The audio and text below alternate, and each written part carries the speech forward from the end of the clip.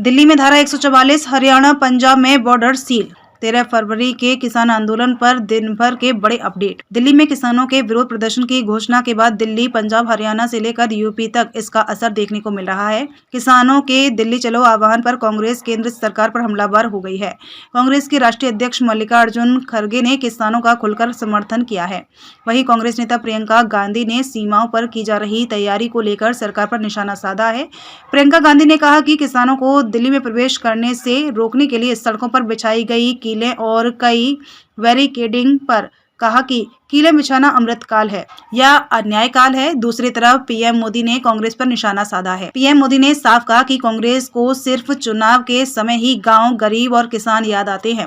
संयुक्त किसान मोर्चा, राजनीतिक और किसान मजदूर मोर्चा ने फसलों के लिए न्यूनतम समर्थन मूल्य MSP के संबंध में कानून बनाने समेत विभिन्न मांगों को लेकर केंद्र सरकार पर दबाव डालने के लिए 13 फरवरी को 200 से अधिक किसान यूनियनों के समर्थन से दिल्ली चलो मार्च की घोषणा की है। पंजाब के किसान दिल्ली के आसपास के हाईवे को घेरने की तैयारी कर रहे हैं। 13 जनवरी को किसान दिल्ली की सीमा पर पहुंचने वाले हैं। दूसरी तरफ पंजाब पहुंचे कांग्रेस के राष्ट्रीय अध्यक्ष मल्लिकार्जुन खड़गे ने किसानों को बधाई दी है कि उन्होंने केंद्र सरकार के लाए 3 कृषि कानूनों के खिलाफ लड़ाई लड़ी, जिससे बाद में केंद्र सरकार को वापस लेना पड़ा। पंजाब के समराला, लुधियाना में एक सभा को संबोधित करते हुए मल्लिकार्जुन खड़गे ने कहा कि एक तय तरीके से किसानों को खत्म करने की साजिश रची जा रही थी, लेकिन आप लोगों के आंदोलन ने किसानी को बचा लिया।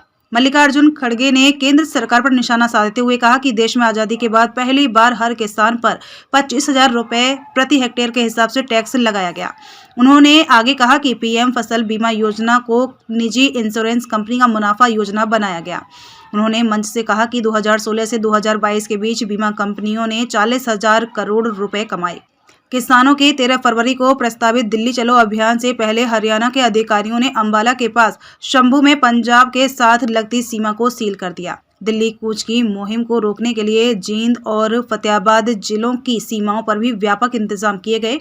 शांति भंग होने की आशंका के चलते हरियाणा सरकार ने 7 जिलों अंबाला, कुरुक्षेत्र, कैथल, जींद, हिसार, फतेहाबाद और सिरसा में 11 से 13 फरवरी तक मोबाइल इंटरनेट सेवाएं और एक साथ कई SMS करने की सेवा को निलंबित कर दिया है। किसानों को राष्ट्रीय राजधानी की ओर जाने से रोकने की हरियाणा के अधिकारियों की कोशिशों के बीच केंद्र ने उन्हें 12 फरवरी को उनकी मांगों पर चर्चा के लिए एक और बैठक आयोजित करने के वास्ते आमंत्रित किया है। किसानों के रास्ते में कील कांटे बिछाना अमृतकाल है। कांग्रेस नेता प्रियंका गांधी वाड्रा ने किसानों के प्रस्तावित दिल्ली चलो मार्च से पहले राष्ट्रीय राजधानी की सीमा के पास कुछ स्थानों पर अवरोधक और सड़कों पर कीलें लगाने की खबरों को लेकर रविवार को प्रधानमंत्री नरेंद्र मोदी पर निशाना साधा।